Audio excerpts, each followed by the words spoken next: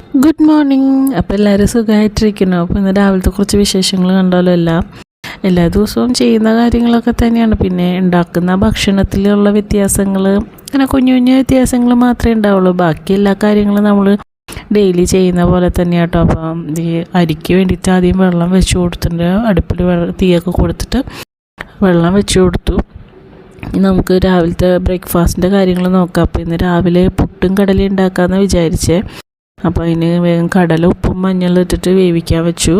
അപ്പോൾ അതിലേക്ക് ഞാനൊരു സവാളയും ഒരു തക്കാളിയും കൂടി അരിഞ്ഞിട്ട് കൊടുത്തിട്ടുണ്ട് കേട്ടോ. അത് വെന്ത് കഴിയുമ്പോഴേക്കും ഉടഞ്ഞ് അതിൽ ചേർന്നോളും. പിന്നെ പുട്ടിന് നനച്ചു കൊടുത്തിട്ട് ഒരു 1.25 ഗ്ലാസ് പുട്ടുപൊടി എടുത്തിട്ടുണ്ട്. പിന്നെ ആവശ്യത്തിന് വെള്ളവും ഉപ്പ് ഒഴിച്ചിട്ട് നനച്ചു കൊടുത്തിട്ടുണ്ട്. ഒന്ന് സെറ്റ് ആവട്ടെ അവിടെ നിന്ന്. അപ്പോൾ ആ ടൈമിൽ നമുക്ക് നാളികേരം ഒന്ന് ചിരണ്ടി എടുക്കണം.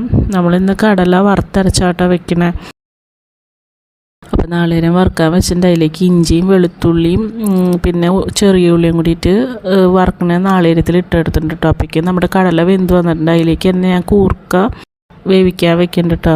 ഉച്ചക്കത്തേക്ക് കൂർക്ക മെഴുക്ക് വരട്ടി എടുക്കണം. അപ്പോൾ കൂർക്ക വേവിക്കാൻ വെച്ചിട്ടുണ്ട്. ആ ടൈമിൽ നമ്മുടെ നാളികേരം വറുത്ത് വന്നിട്ട് ഒന്ന് റോസ്റ്റായി വന്നേക്കുമ്പോഴേക്കും 1 ടീസ്പൂൺ മുളക് പൊടി, 1/2 ടീസ്പൂൺ മല്ലിപ്പൊടി, 1/4 ടീസ്പൂൺ മഞ്ഞൾപ്പൊടി ഇത്രയും ചേർത്തിട്ട് നല്ലോണം റോസ്റ്റ് ചെയ്തെടുക്കാം കേട്ടോ. പിന്നെ അഷ്ടഗന്ധം പോയിക്കുന്നുണ്ട്. പിന്നെ നമ്മൾ നാളികേരം ചൂടാറി കഴിഞ്ഞപ്പോൾ അരച്ചെടുക്കണം കേട്ടോ. മിക്സിൻ്റെ ജാറിലിട്ടിട്ട് പിന്നെ അത് കടുക് പൊട്ടിച്ചിട്ട് ഈ അരപ്പ് ആദ്യം ഒന്ന് ചേർത്ത് കൊടുത്തിട്ടുണ്ട്. പിന്നെ നമ്മുടെ കടല വേവിച്ചതും കൂടി ചേർത്ത് തിളച്ച് സെറ്റാകാൻ വയ്ക്കുക. പിന്നെ അത് കൂർക്ക മെഴുക്കുവരട്ടിക്കുള്ള ഉള്ളിയും ചെറിയ ഉള്ളിയും വെളുത്തുള്ളിയും കൂടി നന്നാക്കി എടുക്കണം കേട്ടോ. ഇവിടെ ഉള്ളി മുളക് ഇടിച്ചിട്ടാണ് കേട്ടോ നമ്മൾ കൂർക്ക മെഴുക്കുവരട്ടി വയ്ക്കാറ്. ഉള്ളി മുളക് മൂപ്പിച്ചിട്ട് മുളക് പൊടിയോ ഇട്ടിട്ട് നമ്മളിത് മഞ്ഞൾപ്പൊടി മുളക് പൊടി ഇട്ടിട്ട് പിന്നെ കൂർക്ക വേവിച്ചതും കൂടി ഇട്ടിട്ട് എടുക്കും കേട്ടോ. കഞ്ഞിക്കൊക്കെ നല്ല ടേസ്റ്റ് അത് കഴിക്കാനായിട്ട്. അപ്പോൾ ചോറ് വെന്ത് വന്നിട്ട് ചോറ് പരത്തി കൊടുത്തിട്ടുണ്ട്. ഉച്ചക്കത്തേക്ക് ഏട്ടന് ചോറ് പരത്തി കൊടുത്തു. കൂർക്ക മെഴുക്ക് പറ്റി മുട്ട പൊരിച്ചാൽ കേട്ടോ. അപ്പോൾ ചോറ് സെറ്റ് ആയിട്ട് പിന്നെ അത് വേഗം ഒന്ന് ക്ലീൻ ചെയ്ത് കൊടുക്കണം കേട്ടോ. അപ്പോൾ പണി കഴിയുന്നതനുസരിച്ച് പെട്ടെന്ന് കൊണ്ടത് ക്ലീൻ ചെയ്ത് കഴിഞ്ഞാൽ പെട്ടെന്ന് പണി കഴിയില്ല എന്നുണ്ടെങ്കിൽ നമ്മളിത് കഴിഞ്ഞിട്ട് ചെയ്യാൻ എന്ന് കഴിഞ്ഞാൽ ഒരുപാട് ടൈം നമ്മൾ അടുക്കളയിൽ സ്പെൻഡ് ചെയ്യേണ്ടി വരും.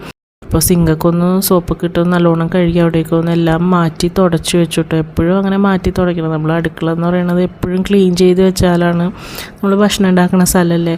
അപ്പോൾ മാക്സിമം എപ്പോഴും ക്ലീൻ ചെയ്ത് വെക്കാം കേട്ടോ.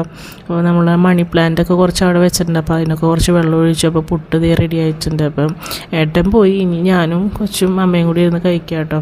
അപ്പോൾ അവൻ കഴിക്കുമ്പോഴാണ് ഓരോരോ വിശേഷങ്ങളൊക്കെ ഇങ്ങനെ പറയണത്. ഫുഡിനെ പറ്റി നല്ലോണം റിവ്യൂ ചെയ്യുന്ന ഒരാളാണ് എൻ്റെ പുത്രൻ. അപ്പോൾ ഇതേ കടലയും പുട്ടും ചായയും കൂടി എടുത്തിട്ടുണ്ട്. ഞങ്ങൾ രണ്ടുപേരും കൂടി രാവിലെ കുറേ ഇങ്ങനെ കഥകളൊക്കെ പറഞ്ഞിട്ട് രാവിലത്തെ കഴിച്ചു കേട്ടോ.